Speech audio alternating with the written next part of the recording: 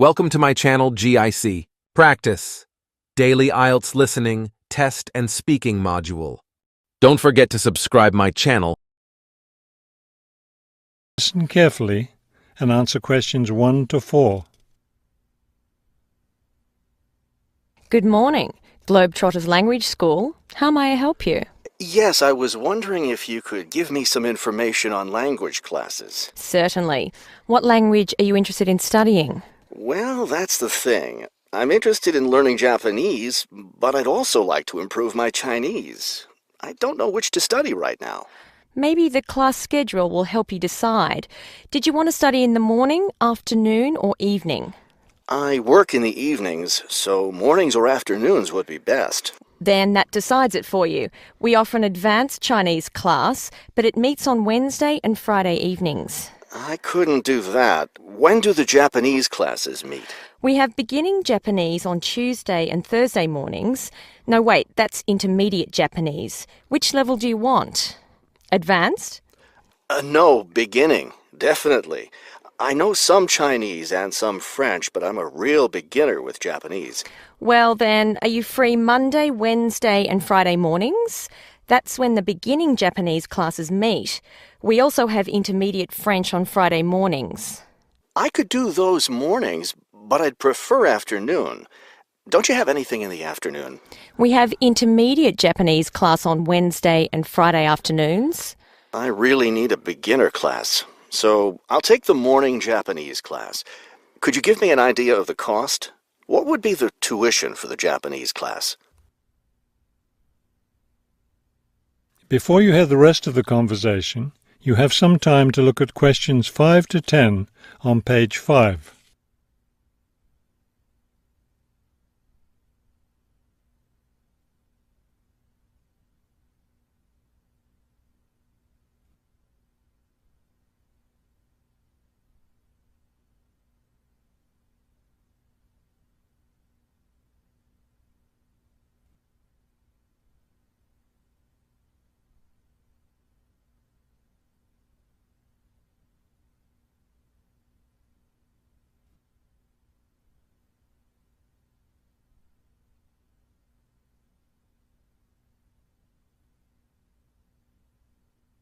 Now listen and answer questions 5 to 10. The beginning level classes meet 3 times a week, so they cost a bit more than the other levels. For a 6-week course, the cost would be $575. That's a bit steep. If it's hard for you to pay that much, you could sign up for just 4 weeks of class and pay $410, or you could pay for 1 week at a time at $125 a week.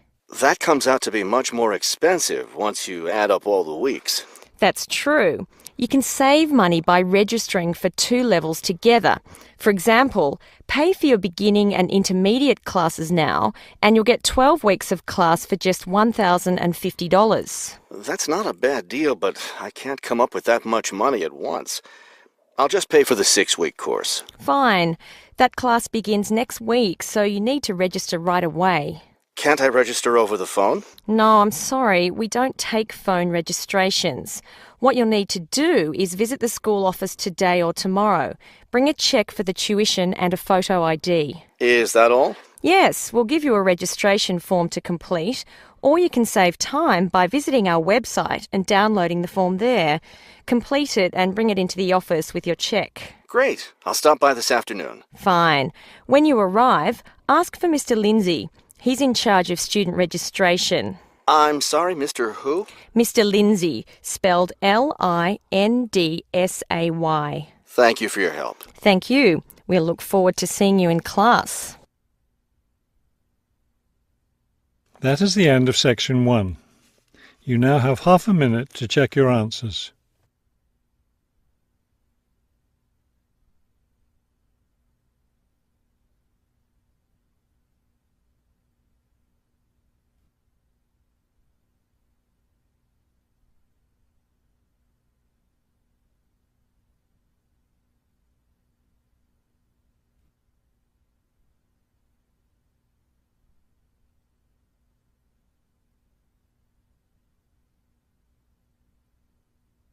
Now turn to Section 2 on page 6.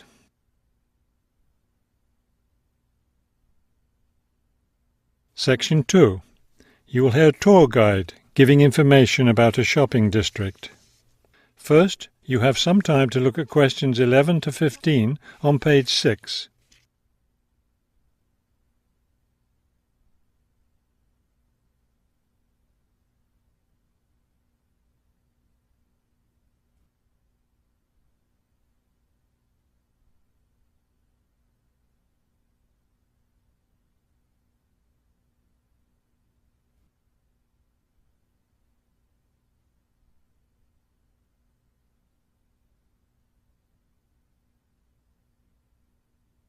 As you listen to the first part of the talk, answer questions 11 to 15.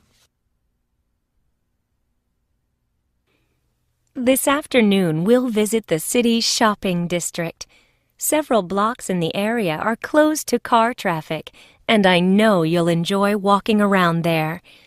I'd like to give you an overview of the district now, since you'll be on your own once we get there. You'll see on this map here that the shopping district consists of two streets, Pear Street, which runs north and south, and Cherry Street, which crosses Pear Street right here. Let's start our tour here on Pear Street, where the star is. This star marks the Harbor View Bookstore. It's very popular among locals as well as tourists. You can buy a range of books of local interest, as well as a variety of magazines and newspapers. It's directly across the street from the city library, which is also worth a visit. It's in one of the oldest buildings in the city and contains, among other things, an interesting collection of rare books. Now, moving up Pear from the bookstore toward Cherry, the next building on the left is the Pear Cafe. You'll notice it's right on the corner of Pear and Cherry Streets. It's a great place to relax while enjoying a delicious cup of coffee or tea. You can talk with friends or read quietly. They have a variety of books and magazines available. From the windows of the cafe, you can look right across Cherry Street for a lovely view of city gardens. It's a rather small garden, but it contains a variety of exotic plants and flowers. Let's leave the cafe and cross Pear Street. On the opposite corner, we're at Caldwell's Clothing Store, which you might also want to visit. They sell both men's and women's fashions from countries around the world. Continuing down Cherry Street, the next building on the right after Caldwell's is the souvenir shop. Stop in here to get maps and books about the local area, as well as T-shirts and postcards with pictures of the city. Now, we cross Cherry Street and we're at the Art Gallery, one building down from the corner. Here you can see, and of course purchase, many fine paintings and sculptures by local artists. Let's keep going down Cherry Street toward the harbor. On the left, right after the gallery, is Harbor Park. It's a lovely place, and it's certainly worth spending some time there. Before you hear the rest of the talk, you have some time to look at questions 16 to 20 on page 7.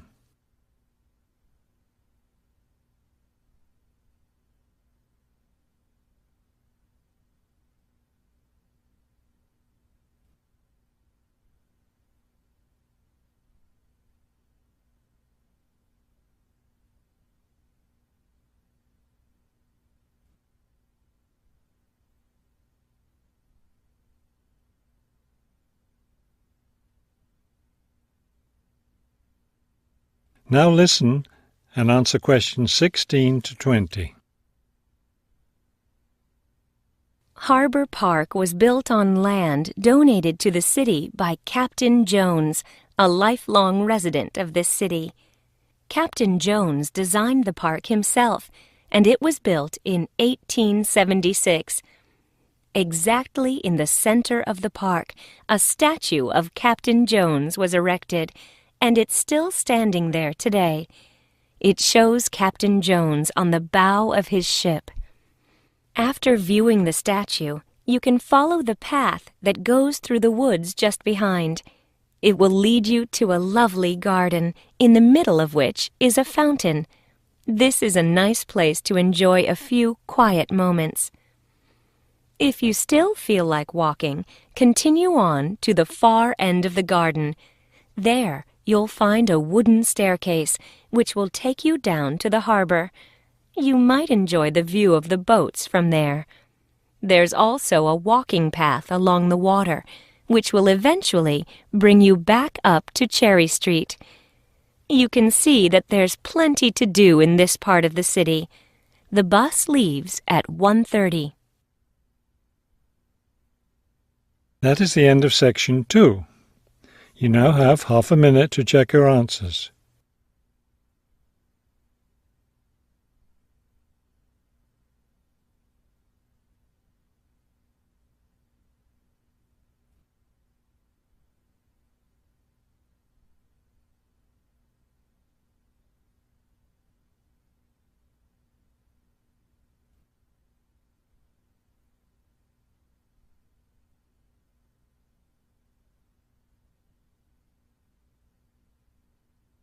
Now turn to section 3 on page 7.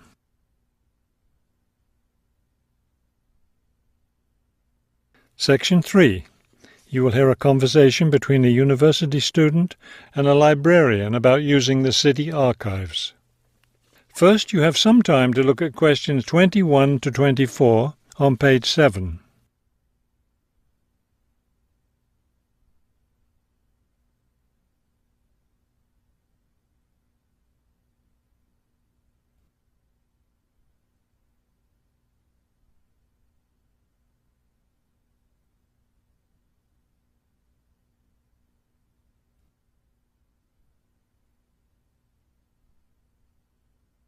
As you listen to the first part of the conversation, answer questions 21 to 24. Hello. I was wondering if you could give me some information about using the archives? I'd be happy to. Are you a resident of the city? Actually, I live just outside the city, but I study at the university downtown. That's fine.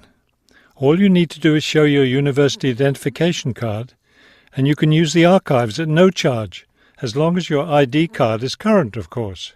Yes, it's valid. So I don't have to pay anything?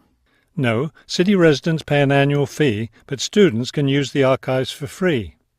Everyone else needs to get special permission from the director, but that doesn't apply to you, of course. Oh, good. I was also wondering about the schedule. I have classes every day, Monday through Friday, and I also have a part-time job, so I could really only use the archives on weekends. That's not a problem at all. We're open all weekend. Actually, the only day we're closed is Monday, so you can come any day, Tuesday through Sunday. Are you open in the evenings? Yes, we're open from 9:30 in the morning until 8:30 in the evening. That will fit my schedule well. Before you hear the rest of the conversation, you have some time to look at questions 25 to 30 on page 8.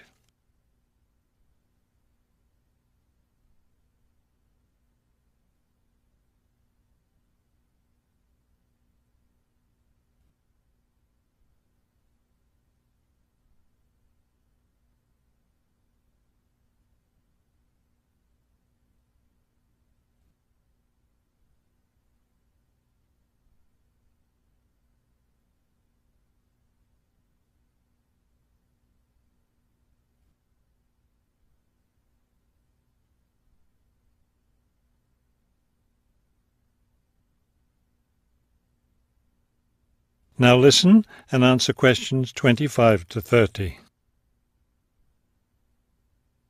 Is there something else I can help you with? Yes. One thing I'll be needing to see for one of my class projects is old photographs. Do you have photographs of the city in the 19th century that I could look at? Yes, we store all the photographs in the basement. Those stairs over there will take you down to the photography collection. Just tell the librarian there what you're interested in, and he'll help you. Those would be 19th century photographs? Yes, the entire collection is there. Now, if you're interested in seeing documents from the 19th century, those are right here on the ground floor. I would like to see some of those documents. Does that collection include newspapers too? No, all the newspapers from the earliest ones in the 18th century up to the current time are on the second floor. Here, let me just give you this map of the archives and you'll be able to find whatever it is you need. Thank you. Oh, I see you have a whole room devoted to maps. Yes, on the third floor. That's great, because one thing I need to do is look at how the city has developed over time. I'm sure you'll find a lot of helpful information there. Of course, some of the maps are several centuries old, so generally visitors are only allowed to see photographic reproductions of them. That shouldn't be a problem. What's this on the fourth floor? Ogden's Woolen Mill. As I'm sure you know, Ogden's Woolen Mill was the major entity responsible for the growth of this city in the 19th century. The Ogdeniers gave money for the archives to devote an entire floor to information about the history of the mill. Will I be able to find information about the Ogden family there? Photographs, personal papers, things like that? Probably the family photographs are stored downstairs in the photography collection.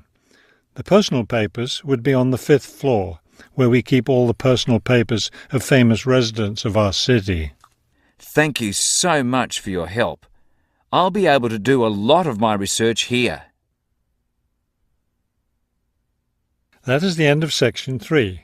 You now have half a minute to check your answers.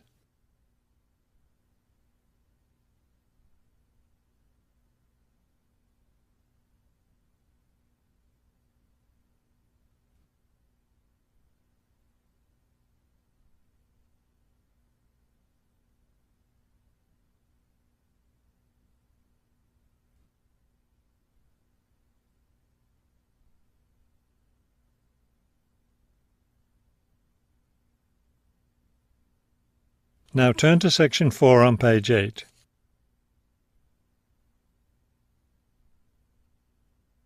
Section 4. You will hear a lecture about wind energy. First, you have some time to look at questions 31 to 33 on page 8.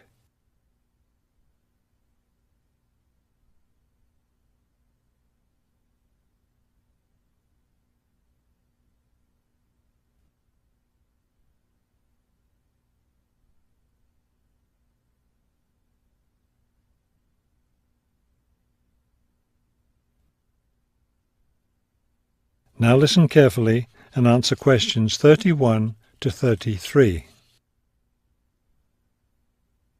With the rising cost of fossil fuels, there's a great deal of interest these days in developing alternative sources of energy. Today, I'd like to talk about one of these, wind power. In the past couple of decades, there's been an upsurge of interest in using the wind as a source of energy, but the idea isn't new at all. People have been harnessing the power of the wind for centuries, ever since ancient peoples first used sailboats. In ancient China, farmers used a rudimentary sort of windmill to pump water. Wind power was used in other parts of the ancient world as well. In Persia, for example, farmers used wind-powered mills to grind their grain.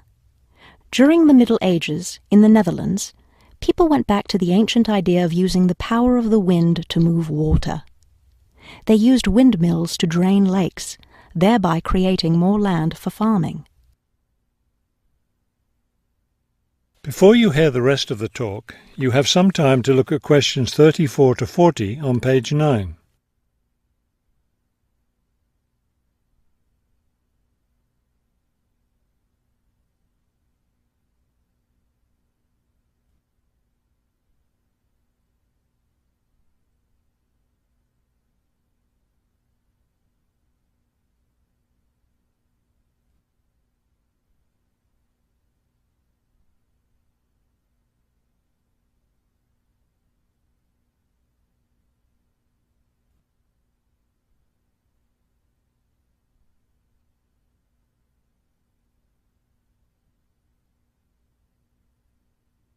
Now listen carefully and answer questions 34 to 40.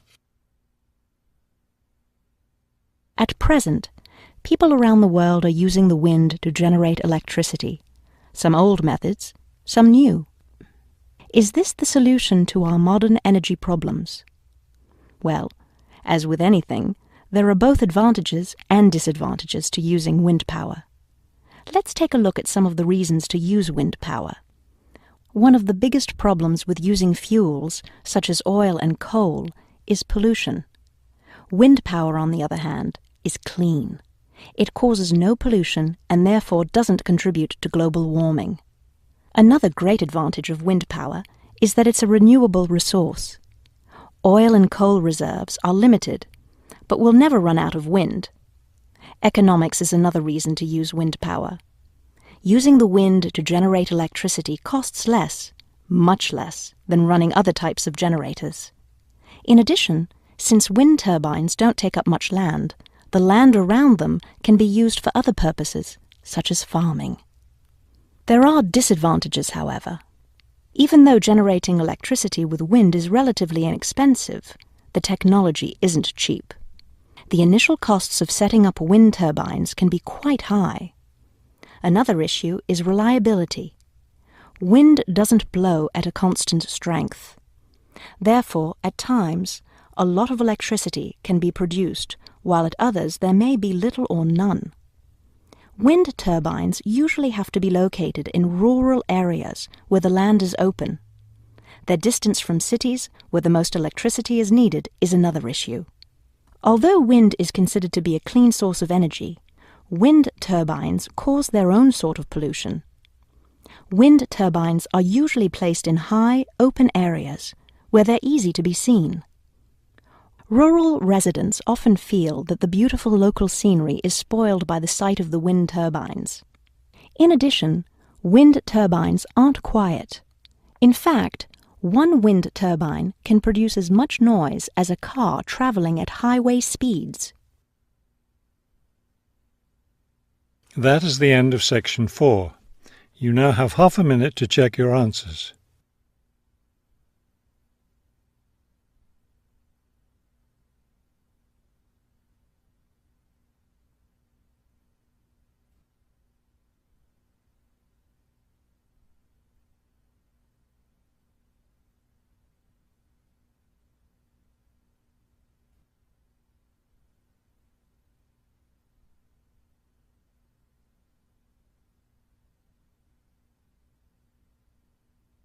You will now have 10 minutes to transfer your answers to the listening answer sheet.